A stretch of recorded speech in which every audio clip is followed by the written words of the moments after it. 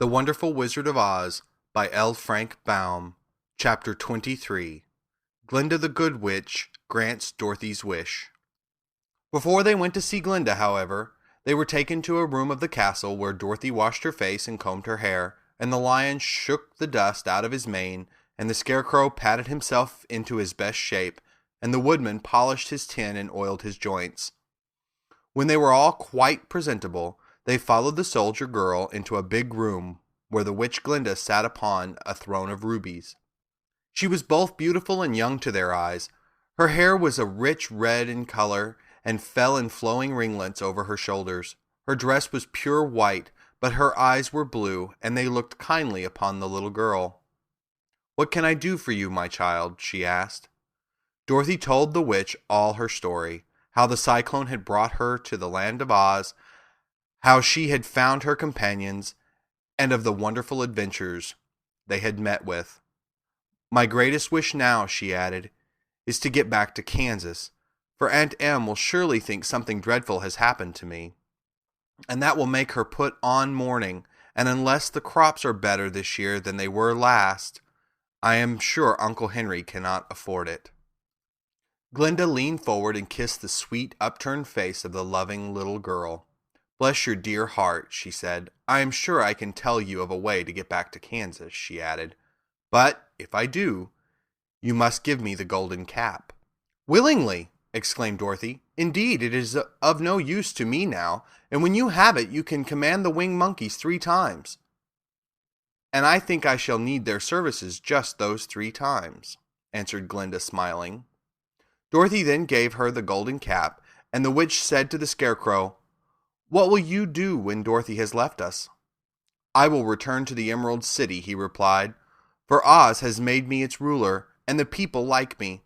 The only thing that worries me is how to cross the Hill of the Hammerheads."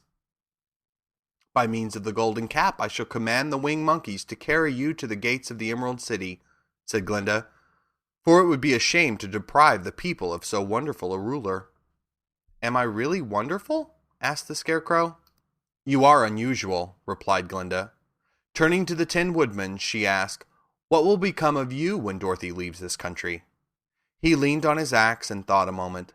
Then he said, "The Winkies were very kind to me, and wanted me to rule over them after the Wicked Witch died. I am fond of the Winkies, and if I could get back again to the country of the West, I should like nothing better than to rule over them forever." "My second command to the winged monkeys," said Glinda, "will be that they carry you safely to the land of the Winkies. Your brain may not be so large to look at as those of the scarecrow, but you really are brighter than he is, when you are well polished, and I am sure you will rule the Winkies wisely and well."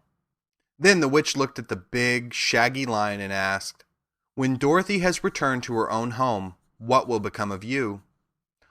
"Over the Hill of the Hammerheads," he answered, "lies a grand old forest, and all the beasts that live there have made me their king. If I could only get back to this forest, I would pass my life very happily there." "My third command to the winged monkeys," said Glinda, "shall be to carry you to the forest. Then, having used up the powers of the golden cap, I shall give it to the king of the monkeys, that he and his band may thereafter be free forevermore."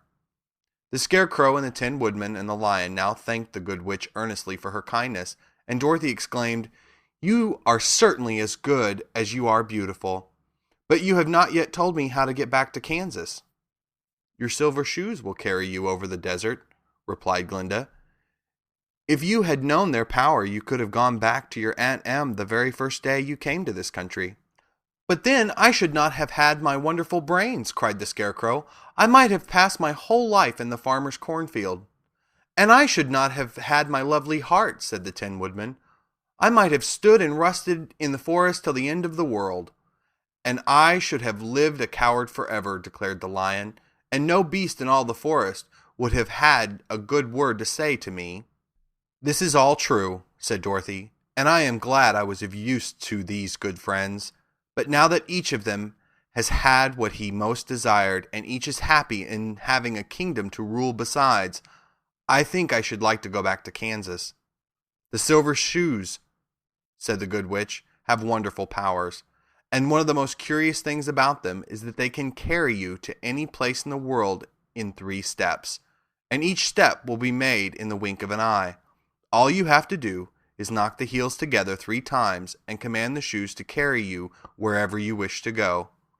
If that is so, said the child joyfully, I will ask them to carry me back to Kansas at once. She threw her arms around the lion's neck and kissed him, patting his big head tenderly. Then she kissed the Tin Woodman, who was weeping in a way most dangerous to his joints. But she hugged the soft, stuffed body of the Scarecrow in her arms instead of kissing his painted face, and found she was crying herself at this sorrowful parting from her loving comrades. Glinda the Good stepped down from her ruby throne to give the little girl a goodbye kiss, and Dorothy thanked her for all the kindness she had shown to her friends and herself.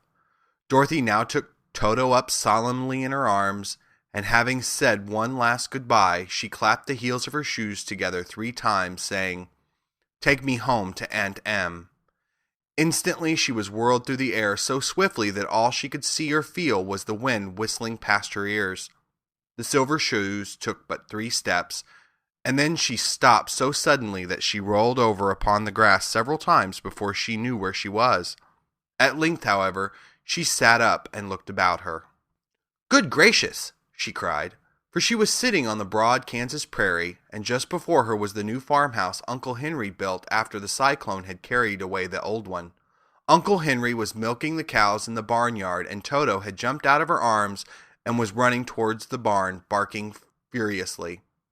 Dorothy stood up and found she was in her stocking feet, for the silver shoes had fallen off in her flight through the air, and were lost forever in the desert.